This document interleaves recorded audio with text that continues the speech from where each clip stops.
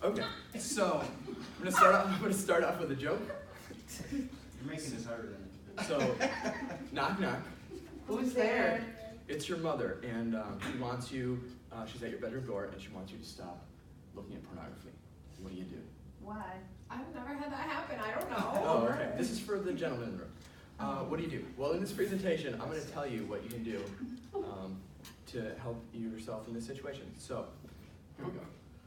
Pornography, or pornografía, as they say in Spanish, has been around since the first caveman painted the first naked cave lid. Oh. Oh. That's dirty. Naughty.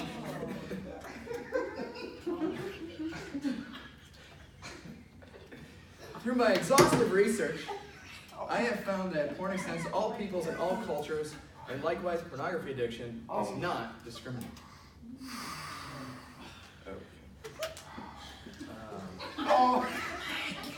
Pornography addiction is classified under several different names depending on the researcher. Internet use disorder, sex addiction, hypersexual disorder, and or self-perceived problematic porn use, SPPU for short.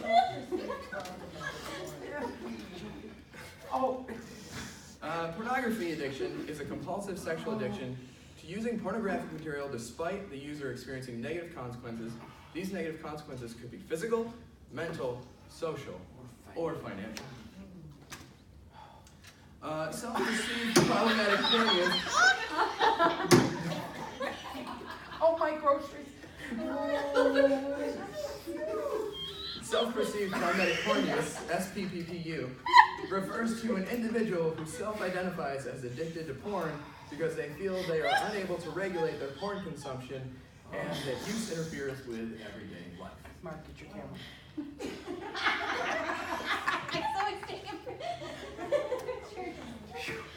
As its name implies, problematic internet pornography viewing occurs when viewing pornography causes problems for an individual due to personal or social reasons, including excessive time spent viewing pornography instead of socializing.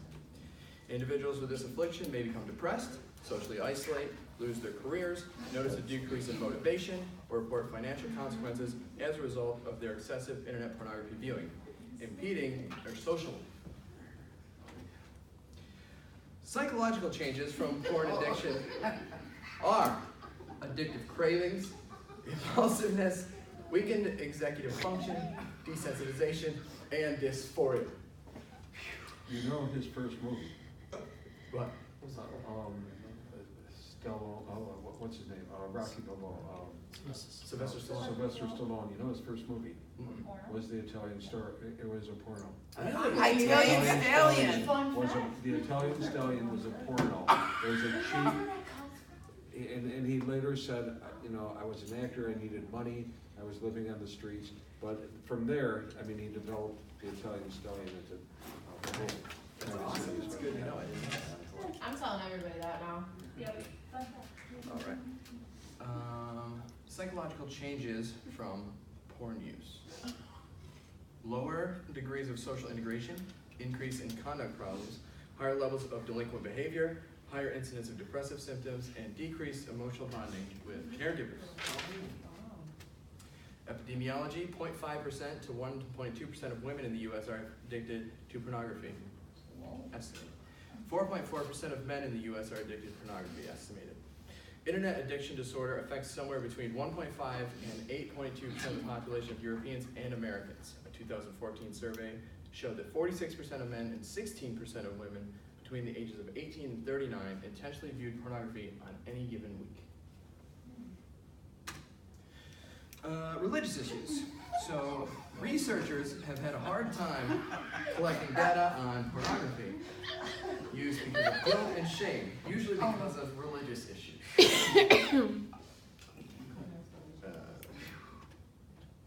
Treatment and recovery.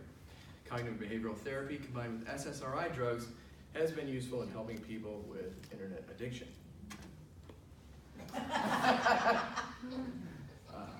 Acceptance and commitment therapy has also been shown to be a potentially effective treatment for problematic internet pornography viewing. Pharmacological treatments include Endocrinological agents, anti-androgens such as medroxyprogesterone acetate, which acts by inhibiting testosterone reductase, basically lowering one's testosterone. These drugs reduce sex drive and aggressive sexual behavior. Pharmacological treatments continue: cyproterone acetate, leuprolide acetate, tricyclic antidepressants, lithium, carbamazepine, it's an anticonvulsant, buspirone, selective serotonin reuptake inhibitors. These drugs decrease the cravings of sexual urges, masturbation, and pornography use, while supposedly having no significant effects on partnered sexual behaviors, allegedly.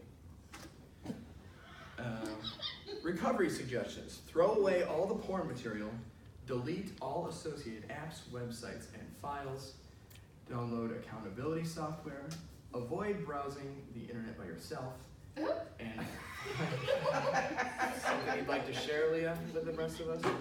Find an accountability partner. Support groups. Support groups are Sex Addicts Anonymous, Sexaholics Anonymous, Sex and Love Addicts Anonymous, Sexual Recovery Anonymous, Sexual Compulsives Anonymous, and NoFap, which is an online community of people recovering from pornography addiction. Oh, How will this help me as a counselor? I found that by approaching the subject with initial humor may be a good tool to use in an otherwise sensitive topic. Conclusion. Pornography addiction is a problem that is rapidly growing in this country since the advent of the internet and more recently with the accessibility of mobile phones with internet access. Pornography addiction is also a complex and contested issue with researchers and experts trying to weigh in on how to classify this disorder and how to determine what criteria to use to diagnose it. One thing is certain, however, that there is hope for people who suffer from this affliction, whether it's through psychotherapy, pharmacology, or support groups. Treatment and recovery is possible. These are my reference. And does anyone have any questions? In your research, did you find that pornography has ruined a lot of marriages? Oh yeah, for sure. Tons. Yeah. You just can't compete, you know what I'm saying? So I'm saying, okay, so our brains are wired for novelty. So like, you're just having constant novelty. So, you know, it's just, your brain is just getting hit with dopamine all the time. Because some people say, you know, although it has ruined marriages, but it also fixed marriages because they watch it together. Yeah, well, that's the thing that they talk about. If the guy or the girl does it by themselves, it can be detrimental. But if they watch it together, they can actually have they say a better sex life. I know when I'm old. When I was growing up, porn at my age, you know, growing up was Benny Hill. Yeah.